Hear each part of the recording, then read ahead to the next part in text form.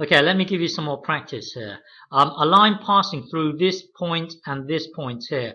Find out the equation of that line. Well, I'm going to give you lots and lots of practice here because this is quite important, and we want to be able to do this inside our sleep. Okay, so a line passing through this point and this point here. Find out the equation for that line. Start by drawing a rough diagram. So a rough graph. So this is your y here, your x here. Minus 5, minus 3, minus 5, minus 3. Let's guess around here. Minus 5, minus 5, minus 3 here. Okay, and then this point here. Well, if from here to here is 5, then 10 would be somewhere down here. Okay, so 10, 2. So just guess it to be like this. 10, 2. So now it's just joining the two together like that, and then find out the equation for this line. So you've got your mx plus c, and then find your m, find your c. Remember that m is quite strange when one point is in one quadrant and the other point's in the other. So somehow you've got to find out the height, and then somehow find out the width. Okay, well, do whatever you have to do. Find out the equation for this line here. Okay, so find out the equation for the line that passes these 2 points. Okay, so press pause and have a go. Okay, so to do this, first sketch the diagram. Okay, minus 5, minus 3. Let's guess it to be around here. Minus 5, minus 3, and then the other point is 10, 2. Let's guess it to be around here. 10, 2. Okay, now join the 2 points. Join the 2 points up. Join the 2 points up. Yeah. Okay. Now well, you've got your straight line, so immediately jump to y equals mx plus c. Now you need to know the m. So the m would be the height here divided by the width here. Well, the height, because the height, the y value represents the height. So I'm interested in the y values here. Okay, this one and this one. So, well, 2 up, 3 down, the height would be 5. Okay, now the width would be 10 across, and then 5 across here would be 15. So the width is 15. So the gradient is 5 over 15. Okay, so the gradient, and bear in mind, is a positive gradient. Always check that. If it's going downhill, well, always check on if it's a positive gradient or negative gradient. So the equation is 5 over 15 x. Well, let's multiply this x to the top. Okay, so hang on. So multiply the x to the top.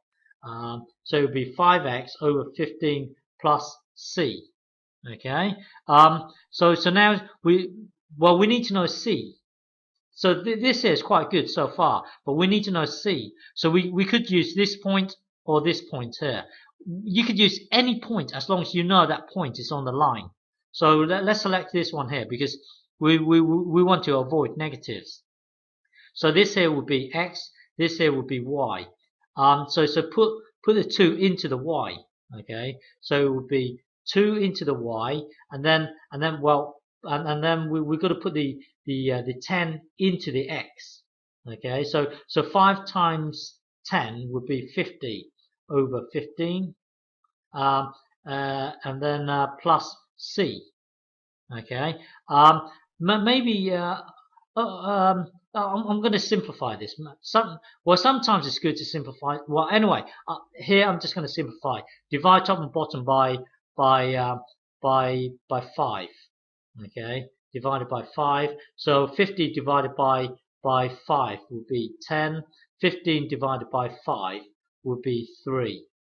So plus c, and then this here. So basically, this thing here is the same as this equation here. Okay, now visualize it like this. You've got 2 here. You've got this block equals this block plus this block here. So take, you want C on its own. So take away this block from both sides.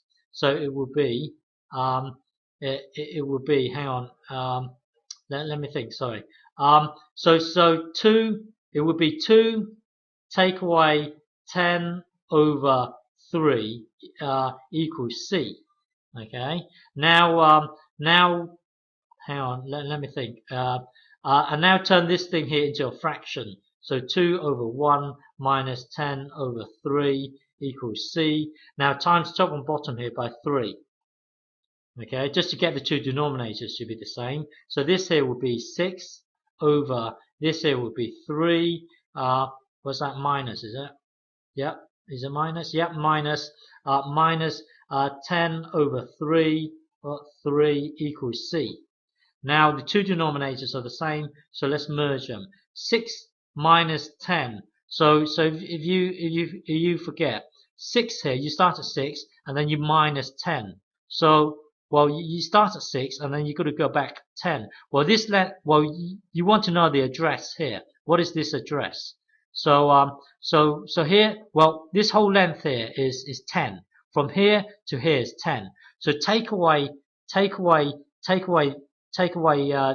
length here, which is 6.